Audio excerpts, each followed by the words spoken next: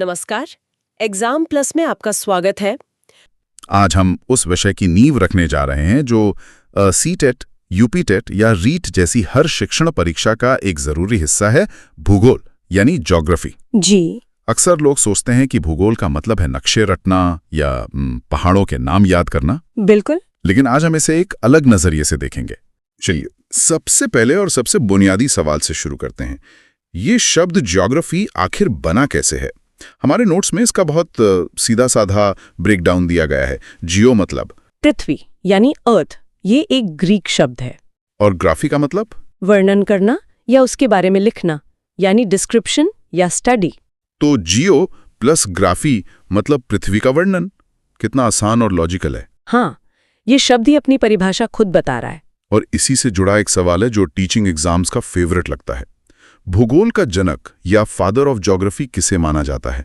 अक्सर हम ये नाम रट तो लेते हैं, पर ये नहीं सोचते हैं कि आखिर यही क्यों। ये एक बेहतरीन सवाल है। देखिए, उस दौर में और भी कई विद्वान पृथ्वी के बारे में अध्ययन कर रहे थे, लेकिन श्रेय यूनानी विद्वान इराटोस्थनीज को दिया जाता है। इराटोस्थनीज? जी।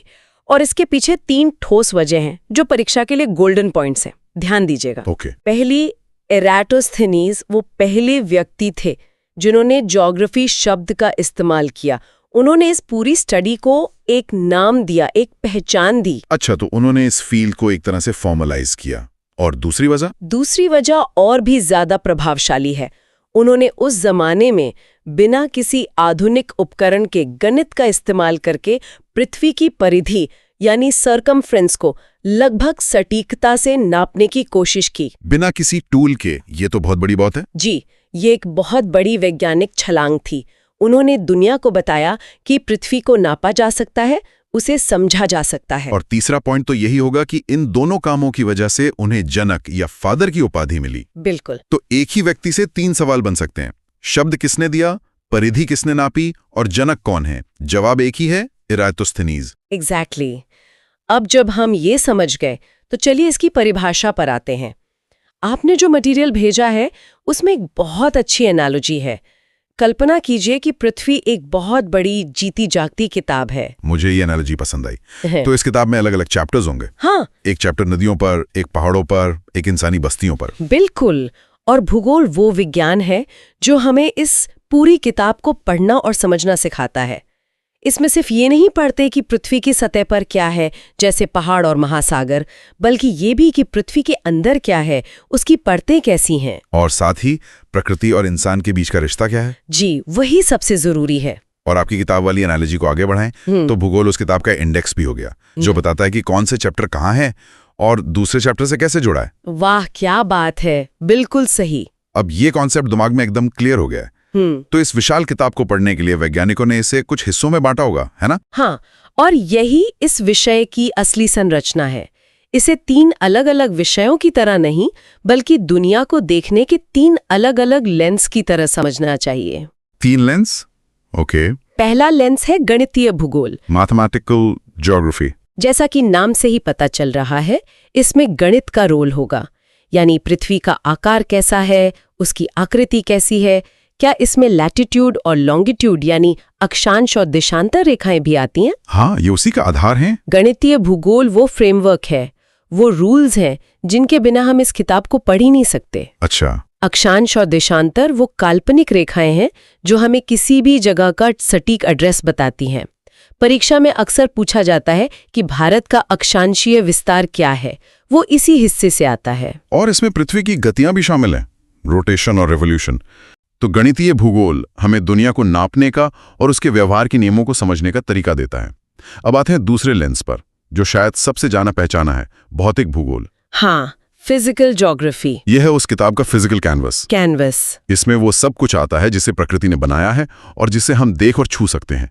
पर्वत, पठार, मैदान, नदियां, झीलें, महासागर, जलवायु, मिट्टी, सब कुछ। तो जब हम ये पढ़ते हैं कि हिमालय का निर्माण कैसे हुआ या गंगा नदी का अपवाह तंत्र कैसा है, तो हम भौतिक भूगोल को समझ रहे होते हैं। जी। और आज के समय में इसे समझने के लिए हमारे पास सिर्फ नक्शे नहीं हैं, हमारे नोट्स में सैटेलाइट्स का जिक्र है।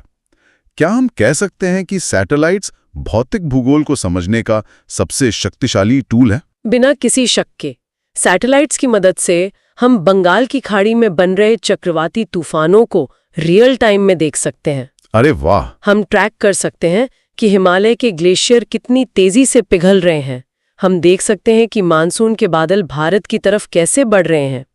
ये सब भौतिक भूगोल का लाइव अध्ययन है, जो पहले संभव नहीं था। बिल्कुल नहीं।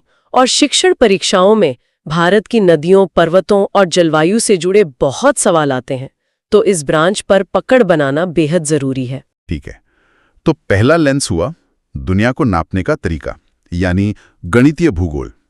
दूसरा लेंस हुआ उस दुनिया के प्राकृतिक कैनवस को समझना, मतलब भौतिक भूगोल। तो जाहिर है तीसरा लेंस उस कैनवस पर बनी इंसानी तस्वीर के बारे में होगा। आपने बिल्कुल सही पकड़ा। तीसरा और सबसे आकर्षक लेंस है मानव भूगोल, ह्यूमन ज्योग्राफी। इसमें हम पृथ्वी पर इंसानों की कहानी पढ़ते हैं। जी, जनसंख्या का वितरण कहाँ ज्यादा है, कहाँ कम है और क्यों, लोग शहर या गांव में क्यों बसते हैं, हमारी भाषाएं, संस्कृतियां, धर्म, व्यापार, कृषि, उद्योग, ये सब मानव भूगोल का हिस्सा है।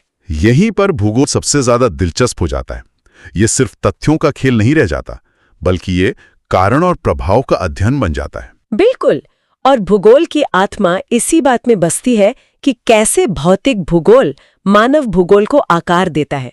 ये कोई एकेडमिक बात नहीं है, ये हमारी रोजमर्रा की जिंदगी में दिखता है। कोई उदाहरण दे सकती हैं? जरूर।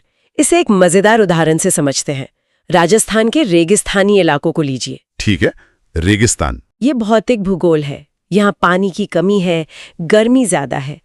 अब देखिए कि इस एक तथ्य ने वहां के मानव भूगोल को कैसे गढ़ा है। कैसे? पानी की कमी की वजह से वहां के पारंपरिक घरों में टांके या भूमिगत कुंड बनाने की संस्कृति विकसित हुई। गर्मी से बचने के लिए मोटी दीवारों और छोटी खिड़कियों वाले घर बने। अच्छा, ये तो मैंने देखा है। लोगों के पहनावे से लेकर उनके खान-पान तक सब कुछ वहां की ज्योग्राफी ने तय किया है। वाह, ये शानदार उदाहरण है। भूगोल सिर्फ जमीन की कहानी नहीं, उस जमीन पर इंसान के जीने की कहानी भी है। बिल्कुल। और इस ह्यूमन ज्योग्राफी को समझने में भी तो आधुनिक टूल्स मदद करते होंगे, जैसे GIS। आपने जो मटेरियल भेजा था उसमें इसका जिक्र था, पर मैं इसे ठीक से समझ नहीं पाया। ये GIS आखिर है क्या? GIS यानी जियोग्राफिक इंफॉर्मेशन सिस्टम, ये भूगोल का सुपर कंप्यूटर है। Super computer? हाँ, इसे ऐसे समझिए, मान लीजिए सरकार को ये पता लगाना है कि किसी जिले में एक नया अस्पताल कहाँ बनाना चाहिए। ओके। GIS की मदद से वे एक ही डिजिटल नक्शे पर कई सारी परतें या लेयर्स डाल सकते हैं। एक लेयर में उस जिले की सारी सड़कें होंगी, दूसरी में जनसंख्या का घनत्व, तीसरी में मौजूदा अस्पतालों की लोकेशन। समझ गया। तो GIS इन सभी लेयर्स का विश्लेषण करके वो जगह बता देगा जहां अस्पताल बनाने से सबसे ज्यादा लोगों को सबसे जल्दी फायदा पहुंचेगा। एग्जैक्टली। यही GIS की असली ताकत है। ये सिर्फ डेटा नहीं दिखाता, ये बेहतर फैसले लेने में मदद करता है। शहरी नियोजन से लेकर आपदा प्रबंधन तक हर जगह इसका इस्तेमाल होता है। ये मानव भूगोल का एक बेहद शक्तिशाली उपकरण है। जी। ये तो साफ है कि भूगोल सिर्फ ये नहीं बताता कि चीजें कहाँ हैं, बल्कि ये भी समझाता है कि वे वैसी क्यों हैं, और इस क्यों को समझने के लिए ही ये सारे टूल्स और कॉन्सेप्ट्स हैं। सही कहा। तो अब जब हम इन तीनों लेंस को समझ चुके हैं, एक शिक्षक के तौर पर हमें यह जानना चाहिए कि भूगोल पढ़ाने का असली उद्देश्य क्या है। परीक्षा में पेडागॉजी सेक्शन के लिए यह समझना बहुत जरूरी है। आपने बहुत महत्वपूर्ण पॉइंट उठाया है। भूगोल पढ़ाने का पहला उद्देश्य तो यही है कि छात्र पृथ्वी को एक ग्रह के रूप में समझें।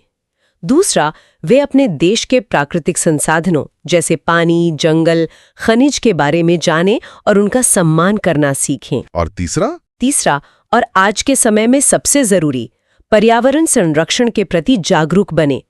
भूगोल सीधे सीधे जलवायु परिवर्तन, प्रदूषण जैसे मुद्दों से जुड़ा है। और चौथा उद्देश्य शायद वही है जिस पर हम इतनी देर से बात कर रहे हैं, मानव और प्रकृति के बीच के रिश्ते को समझना। हाँ, और सीटेट जैसी परीक्षाओं के लिए ये अंतिम बिंदु सबसे महत्वपूर्ण है।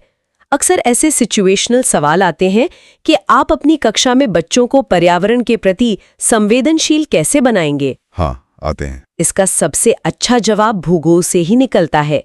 जब आप बच्चों को राजस्थान का उदाहरण देकर समझाएंगी कि कैसे पानी की एक एक बूंद की कीमत होती है, या उन्हें बताएंगे कि जंगलों के कटने से बाढ़ क्यों आती है, तो वे प्रकृति और अपने जीवन के जुड़ाव को महसूस कर पाएंगे। मतलब एक शिक्षक के तौर पर भूगोल हमारा सबसे बड़ा हथियार है छात्रों में एक जिम्मेदार और संवेदनशील नागरिक के गुण विकसित करने का। बिल्कुल, ये विषय उन्हें सिर्फ जानकारी नहीं देता, उन्हें एक दृष्टिकोण देता है, एक पर्सपेक्टिव देता है। ये एक बहुत ही गहरी और काम की चर्चा रही। तो अगर हमें आज की पूरी बातचीत का सार निकालना हो तो मैं इसे 3 मुख्य टेकअवेज में समेटना चाहूंगा। जरूर। पहला, भूगोल सिर्फ पृथ्वी का वर्णन नहीं है। इसके जनक एराटोस्थेनीज ने हमें इसे एक विज्ञान की तरह देखना सिखाया। दूसरा, भूगोल को समझने के 3 मुख्य लेंस हैं। गणितीय भूगोल जो दुनिया का ढांचा और नियम बताता है, भौतिक भूगोल जो प्रकृति के विशाल कैनवस को समझाता है, और मानव भूगोल जो उस कैनवस पर इंसान की कहानी को पढ़ता है। और ये तीनों अलग नहीं बल्कि एक दूसरे से गहराई से जुड़े हुए हैं। बिल्कुल। और तीसरा सबसे महत्वपूर्ण टेकअवे, भूगोल सिर्फ तथ्यों का संग्रह नहीं है बल्कि हमें मानव और प्रकृति के नाजुक रिश्ते को समझाता है। और एक शिक्षक के रूप में ये समझ छात्रों में पर्यावरण के प्रति सम्मान और जिम्मेदारी की भावना पैदा करने की कुंजी है। बहुत अच्छे से समराइज किया।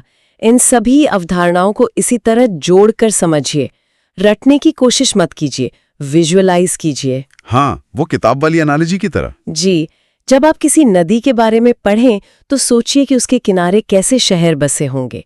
जब आप किसी पठार के बारे में पढ़ें तो सोचिए कि वहां किस तरह की फसलें उगती होंगी। ये नजरिया आपको परीक्षा में निश्चित रूप से सफलता दिलाएगा। खुद पर विश्वास रखें और अपनी तैयारी जारी रखें। आपको ये वीडियो कैसा लगा हमें कमेंट में जरूर बताइए। अगर आपके कोई सवाल हैं तो वो भी पूछिए। और हाँ, एग्जाम प्लस चैनल को लाइक, शेयर और सब्सक्राइब करना बिल्कुल ना भूलें। मिलते हैं अगले वीडियो में एक नए टॉपिक के साथ। जय हिंद।